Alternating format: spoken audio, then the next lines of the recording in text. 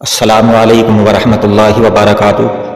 حضرت ذوالنون مصری رضی اللہ تعالی عنہ کی مسجد میں خراسان کا رہنے والا ایک نوجوان آیا اور ایک ہفتے تک وہ آپ کی مسجد میں قیام پذیر رہا۔ حضرت ذوالنون مصری رضی اللہ تعالی عنہ اس نوجوان کے لیے روزانہ کھانا حاضر کرتے، مگر وہ نوجوان کھانا نہیں کھاتا، واپس کر دیتا۔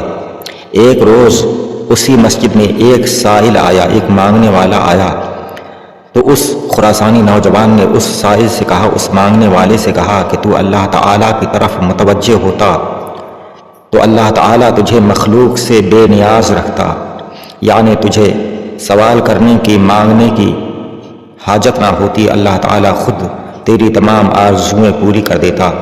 اس پر وہ سائل، وہ مانگنے والا بولا، اس نے کہا کہ میرا یہ نصیب کہاں، یہ منصب کہاں، میرا یہ مرتبہ کہاں کہ میں اللہ کی بارگاہ سے جو چاہوں حاصل کر لوں، اللہ کی بارگاہ میں میں مانگوں اور اللہ تعالیٰ مجھے وہ فوراً عطا کر دے۔ یہ تو اللہ کے نیک بندوں کا مقام ہے۔ اس پر اس نوجوان نے کہا، اس صالح نوجوان نے کہا کہ اچھا تو یہ بتا کہ تجھے کیا چاہیے۔ اس پر اس سائل نے کہا کہ مجھے تو بس جان بچانے کے لیے غذا، یعنی اتنا کھانا کہ میری جان بچی رہے، اور اپنا جسم ڈھانپنے کے لیے کپڑا چاہیے۔ اس پر اس صالح اور نیک نوجوان نے، خراسانی نوجوان نے اس سے کہا کہ اچھا تو یہیں ٹھہر۔ اس سائل سے کہا کہ تم یہیں ٹھہرو، اور پھر وہ خراسانی نوجوان، وہ نیک اللہ کا بندہ مسجد کے محراب کے پاس گیا اور کھڑے ہو کر اس نے 2 رکعت نماز نفل ادا کی، اور پھر اس کے بعد اس نے اپنے رب کی بارگاہ میں دعا کی۔ فوراً غیب سے وہیں ایک طباق بہت بڑا، جس میں کئی طرح کے کھانے اور فروٹ اور میوے رکھے ہوئے تھے، وہ وہاں پر حاضر ہو گیا۔ اللہ کی طرف سے وہ خوان اسے عطا کیا گیا، وہ طباق، اور اس طباق میں ایک کپڑوں کا جوڑا بھی رکھا ہوا تھا۔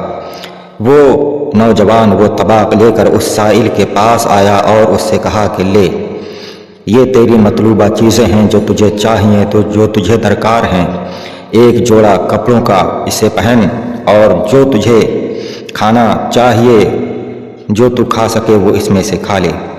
حضرت ذوالنون مصری رضی اللہ تعالی عنہ نے جب یہ دیکھا تو اس نوجوان سے پوچھا کہ اے بندہ خدا، اللہ تعالیٰ کے نزدیک تیرا یہ مقام ہے اور تو نے ہفتہ بھر سے کچھ تناول نہیں کیا ہے۔ اس پر وہ نوجوان حضرت ذوالنون مصری رضی اللہ تعالیٰ عنہ کے سامنے ادب سے بیٹھ گیا، 2 زانو ہو کر بیٹھ گیا اور کہا اور عرض کرنے لگا کہ اے ابو الفیض، جن کے قلوب، جن کے دل رضا کے نور سے لبریز ہوں، ان کی زبان سوال کے لیے کیسے کھل سکتی ہے؟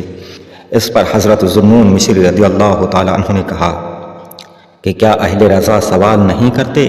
اس پر نوجوان نے کہا، اس صالح نوجوان نے کہا کہ کوئی ناز و ادا کی وجہ سے طلب کرتا ہے، کوئی توجہ کے لیے، اور کوئی دوسروں پر لطف و کرم کے لیے مانگتا ہے۔ حضرت ذوالنون مصری رضی اللہ تعالی عنہ اس واقعہ کے راوی ہیں۔ حضرت ذوالنون مصری رضی اللہ تعالی عنہ فرماتے ہیں کہ اتنے میں نماز کا وقت ہو گیا اور تکبیر بھی ہو گئی۔ فرماتے ہیں کہ اس نے ہم لوگوں کے ساتھ میں نماز ادا کی، اور اس کے بعد نماز سے فارغ ہونے کے بعد اس نے اپنا لوٹا اٹھایا اور باہر کو چلا۔ حضرت ذوالنون مصری رضی اللہ تعالی عنہ فرماتے ہیں کہ میں نے یہ خیال کیا کہ شاید یہ رفع حاجت کے لیے باہر جا رہا ہے۔ فرماتے ہیں کہ لیکن وہ نوجوان لوٹ کر نہیں آیا، اس کے بعد وہ ہمیں کبھی نظر نہیں آیا۔ اللہ اکبر! اللہ کے ایسے ایسے محبوب اور مقبول اور بلند پائے کے ولی بھی ہیں جو اپنے آپ کو لوگوں کی نظروں سے چھپا کر رکھتے ہیں، اور ان کا مقام یہ ہوتا ہے کہ اللہ کی بارگاہ سے جو طلب کریں انہیں عطا کر دیا جاتا ہے۔